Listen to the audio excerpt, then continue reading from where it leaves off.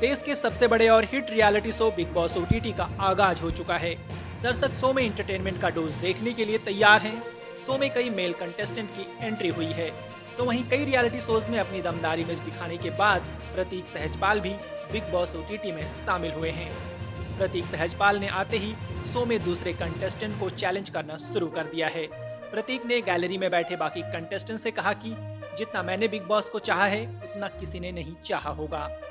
सबसे चौंकाने वाली बात यह है कि शो के पहले ही दिन प्रतीक ने स्टेज पर खुद को भगवान बता दिया और कहा, मैं भगवान हूँ, मैं शैतान हूँ, मैं कर्मा हूँ। इसके अलावा प्रतीक ने कहा कि वो लॉ ग्रेजुएट हैं, उन्हें हर चीज पता है। प्रतीक यही नहीं रुके, उन्होंने आगे कहा, आई बिलीव इन गॉड। तो उनकी बात पर करण जौहर ने चुटकी लेते हुए कहा कि क्या आप अंतर्यामी हैं? प्रतीक की शो में एंट्री होते ही उनकी दूसरे मेल कंटेस्टेंट से बहस हो गई। प्रतीक का एटीट्यूड देखकर कुछ लोगों का कहना है कि ये कॉन्फिडेंस नहीं, ओवर कॉन्फिडेंस है। तो वहीं उनकी बातें सुनने के बाद प्रतीक ने कहा कि आप लोग जज नहीं हैं। इसके बाद मलाइका अरोरा ने अपनी मास्टर क्लास के लिए प्रतीक और राकेश बापट को बुलाया। इस दौरान प्रतीक मलाइका को क्रश बताते हुए अपने घुटनों पर चले गए।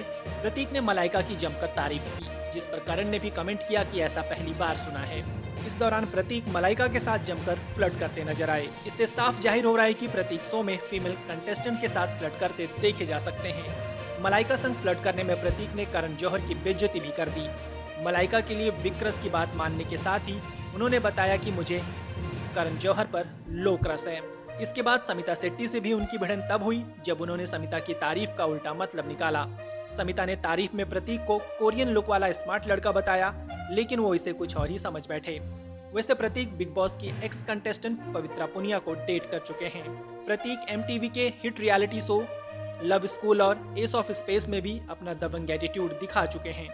अब ये देखना होगा कि बिग बॉस ओटीटी में प्रतीक किस किस से भिड़ते हुए नजर आते हैं।